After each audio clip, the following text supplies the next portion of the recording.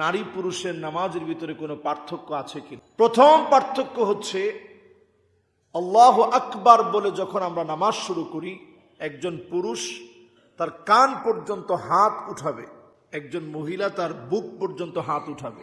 হাদিস দ্বারা স্বীকৃত এই আমল দ্বারা বোঝা যায় নারী পুরুষের নামাজের ভিতরে পার্থক্য আছে না নাই? নবী আলাইহিস সালাতু ওয়াস সালাম সহিহ বুখারীর হাদিসের মধ্যে বলেছেন, সহিহ মুসলিমের মধ্যে হাদিসটা আসে, আল্লাহর হাবিব ইরশাদ করেন, ইআতাদিলু ফিস সুজুদ, সিজদার ভিতরে তোমরা ঠিকঠাক ভাবে সিজদা করো। কেমন ভাবে সিজদা করবা? ওয়ালা ইয়াবসুত আহাদুকুম যিরাআইহি ইনবিসাতাল কালব, একটা কুকুর যেভাবে হাঁপিয়ে পড়ে তার দুইটা হাত তার সামনের অংশটা যেভাবে বিছিয়ে দেয় জমিনের ভিতরে, এইভাবে করে তুমি তোমার হাতকে বিছিয়ে দিও না। আমরা যারা নামাজ পড়ি দেখবেন অনেকেই নামাজের ভিতরে এসে সেজদার মধ্যে একেবারে হাতটা বিছায় দিয়ে খুব ক্লান্ত পরিশ্রান্ত হয়ে হাতটা আমরা একেবারে মিলিয়ে ফেলি, এইভাবে জমিনের মধ্যে মিলিয়ে ফেলি।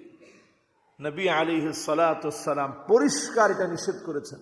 নবী করিম সাল্লাল্লাহু আলাইহি ওয়াসাল্লাম বলেছেন, সল্লু কামা রাআইতুমুনি উসাল্লি, ওইভাবে তোমরা নামাজ পড়ো যেইভাবে আমি নবীকে তোমরা নামাজ পড়তে দেখেছো। নবী আলাইহিস সালাতু ওয়াস সালাম সবাইকে নামাজ শিখালেন। নবীজি সাল্লাল্লাহু আলাইহি ওয়াসাল্লাম আম্মা জানদেরকে নামাজ শিখালেন। নবীজি সাল্লাল্লাহু আলাইহি ওয়াসাল্লাম বললেন, তোমাদের হাতকে জমিনের মধ্যে বিছিয়ে দিও না, যেইভাবে কুকুর তার হাতকে বিছিয়ে দেয়। এই হাদিসটা যেহেতু সহিহ বুখারী সহিহ মুসলিমে আছে, সবাই এই হাদিসটা দিয়ে দলিল পেশ করে যে হাতকে জমিনের মধ্যে বিছিয়ে দেওয়া যাবে না। হাদিসের ক্ষেত্রে যখন একাধিক বক্তব্য পাওয়া যাবে, তখন হাদিসের মধ্যে সমতা করতে হবে এইভাবে যে দুই বক্তব্যের মধ্যে প্রথম বক্তব্য কাদের জন্য, দ্বিতীয় বক্তব্য কাদের জন্য, শানে উরুদ লক্ষ্য করা লাগবে। কোন প্রেক্ষাপটে নবী করিম সাল্লাল্লাহু আলাইহি সাল্লাম কাদের জন্য হাদিসটা বলেছেন। পরবর্তীতে আসুন, নবী আলাইহিস সালাতু ওয়াস সালাম আরেকটি হাদিসের মধ্যে বলছেন, ইদা সাজাদতা, যখন তোমরা সিজদা দিবে, ফাদা কাফাইকা, তখন যখন সিজদা করবে দুই হাতের পাতাটা মাটির মধ্যে রাখবে। দুই হাতের পাতা কোথায় রাখবো? মাটির মধ্যে, এভাবে মিশিয়ে রাখবে। অনেকে দেখবেন যারা মার্শাল আর্ট শিখে, তারা এই 5টা আঙ্গুলের উপরে ভর দিয়ে তারপর অনেক সময় বুক ডাউন দেয়। এটা বুক ডাউন দেওয়ার জায়গা না। আপনি এই আঙ্গুলের উপরে এইভাবে ফাঁক করে আঙ্গুলের উপরে বর দিয়ে এইভাবে আপনি সেজদা দিতে পারবেন না। নবী আলাইহিস সালাতু ওয়াস সালাম নিষেধ করলেন, একেবারে হাতের এই পাতাগুলা সব জমিনের সাথে মিশিয়ে দিবেন। এরপরে নবীজি সাল্লাল্লাহু আলাইহি সাল্লাম বলছেন, ওয়ারফা মিরফাকাইকা, আমার আপনার এই বাহুটা আমরা উঁচা করে রাখব। এটাকে কোনোভাবেই জমিনের মধ্যে আমরা মিশিয়ে দিব না। নবী সাল্লাল্লাহু আলাইহি সাল্লাম এই হাদিস বলার পর এবার আসুন আমাদের মৌলিক যেই জায়গা, এতক্ষণ আমরা যা বললাম, নবী সাল্লাল্লাহু আলাইহি সাল্লাম পুরুষ মহিলা কোনোটাই আলাদা করেন নাই, সবার জন্য বললেন। সবার জন্য বলার পরই গুরুত্বপূর্ণ একটি হাদিসের বক্তব্য, যে হাদিসটা একটা দুইটা হাদিসের গ্রন্থে না, অসংখ্য হাদিসের গ্রন্থে আসছে। আবু দাউদের ভিতরে আসছে, সুনান কুবরা এর ভিতরে আসছে, বাইহাকির ভিতরে আসছে। আপনারা নিজেরা দেখে নেবেন। আবু দাউদের হাদিস নং 87 নং হাদিস, সুনান কুবরা বাইহাকিতে আসছে 3201, বাইহাকির মধ্যে আসছে। এরপর মারিফাতুস সুনানি ওয়াল আসারের মধ্যে হাদিসটা আসছে। এছাড়া এই হাদিসটি আরো কিছু হাদিসের গ্রন্থে এই হাদিসটি উদ্ধৃত হয়েছে। নবী সাল্লাল্লাহু আলাইহি সাল্লাম বলছেন, ইযা জালাসাতিল মারআতু ফিস সালাহ, মহিলা যখন নামাজের ভিতরে যখন বসবে, ওয়াদাআত ফাখিদাহা আলা ফাখিদিহাল উখরা, তখন তার একটা রান আরেকটা রানের সাথে মিলিয়ে রাখবে। ইযা সাজাদাত আলসাকাত বাতানাহা, যখন তিনি সেজদা দিবে তখন পেট এবং অন্যান্য অঙ্গ, পেটের সাথে যে অঙ্গ প্রত্যঙ্গ আছে সেগুলো মিলিয়ে রাখবে। ফি ফাখিদাইহা, রানের সাথে পেটটাকে মিলিয়ে রাখবে, একেবারে জড়সড় হয়ে সেজদা দেবে। এবং নবী আলাইহিস সালাতু ওয়াস সালাম বলছেন কাআস্তারি মা ইয়াকুনু লাহা, যতটুকু বেশি সতর্কে আব্র করা যায় একজন নারী হিসেবে, যতটুকু জড়সড় হয়ে সেজদা দেওয়া যায় জড়সড় হয়ে সেজদা দিবে। পুরুষের ক্ষেত্রে নবী সাল্লাল্লাহু আলাইহি সাল্লাম বললেন জড়সড় হয়ে সেজদা দিবে না, হাত একেবারে গুটিয়ে দিবে না। মহিলাদের ক্ষেত্রে এসে বললেন একেবারে জড়সড় হয়ে সেজদা দিবে। আচ্ছা বলেন তো দেখি, নারী যখন সেজদা করে তখন যদি জড়সড় হয়ে সেজদা না করে, এই দৃশ্যটা জড়সড় হয়ে সেজদা করলে যতটা বিনয় নম্রতা প্রকাশ পায় একটা নারীর ক্ষেত্রে, পুরুষের ক্ষেত্রে ঠিক তার ভিন্ন, ঠিক তার বিপরীত, ঠিক তার ভিন্ন চিত্র ঘটে। নারী যখন জড়সড় হয়ে সেজদা দেয় তখন বিনয়টা অধিক প্রকাশ পায়, ঠিক কিনা বলেন?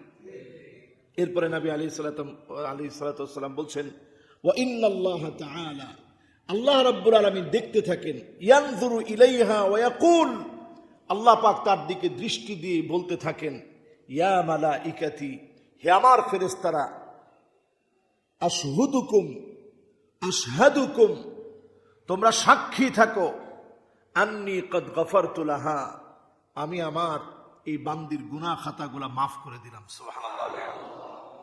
তাহলে একজন নারী যখন নামাজের ভিতরে জড়সড় হয়ে সেজদা দিবে তখন আল্লাহ তাআলা তার গুনাহ খাতাগুলা মাফ করে দেন, তার গুনাহ খাতাগুলা মাফ হয়ে যায়। এজন্য নারীদের সেজদা আর পুরুষের সেজদার ভিতরে যেই পার্থক্য হাদিসের মধ্যে দেখানো হলো, এই পার্থক্য যদি কোনো নারী তার সেজদার ভিতরে আনে, নবী আলাইহিস সালাতু ওয়াস সালাম বলছেন আল্লাহ নিজে ফেরেশতাদেরকে সাক্ষী রেখে বলে আমি তার গুনাহ খাতাগুলা মাফ করে দিলাম। সুবহানাল্লাহ।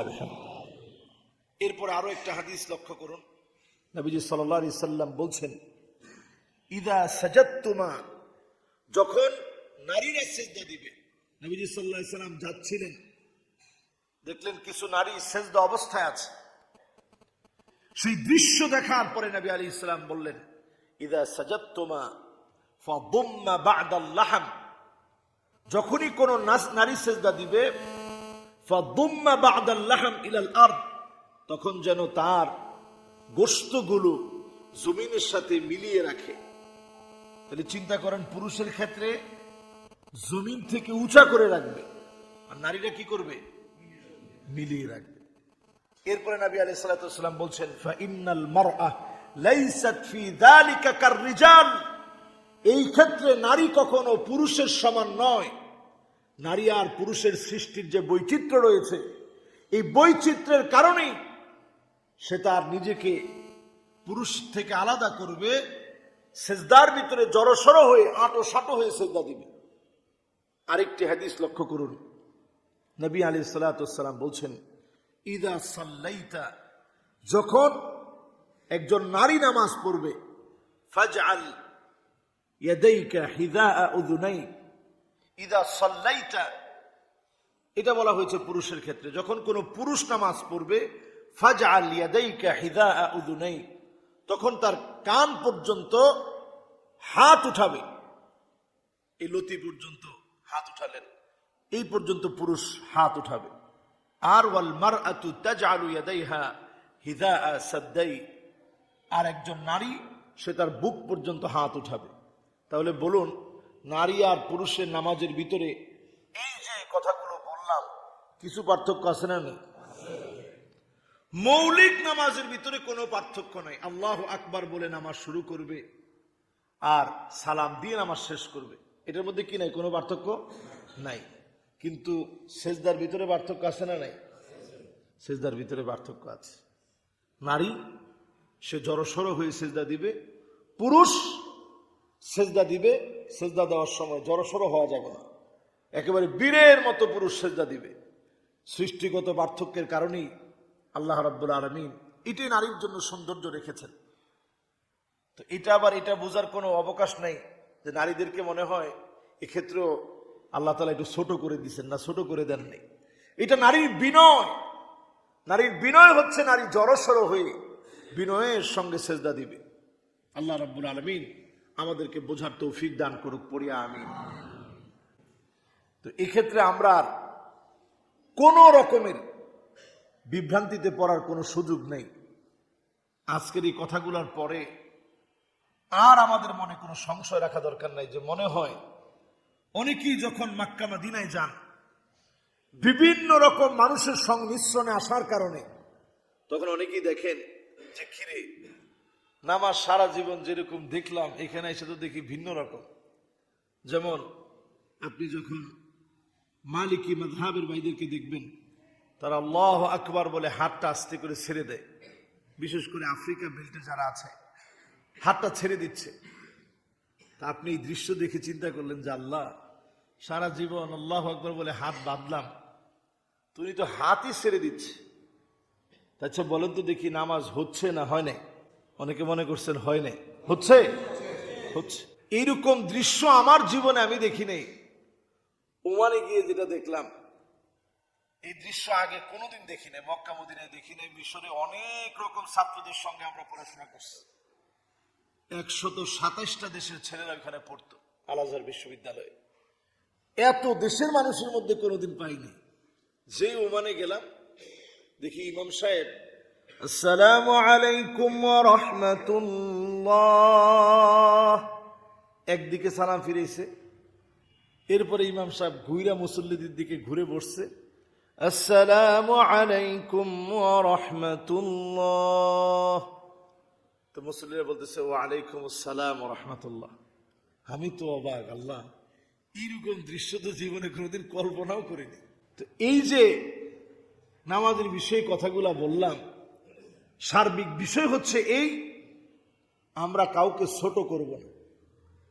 আমাদের ছোট্ট একটা বাচ্চা, ছোট বাচ্চার ছোটবেলার কত স্মৃতি বাপ মনে রাখে।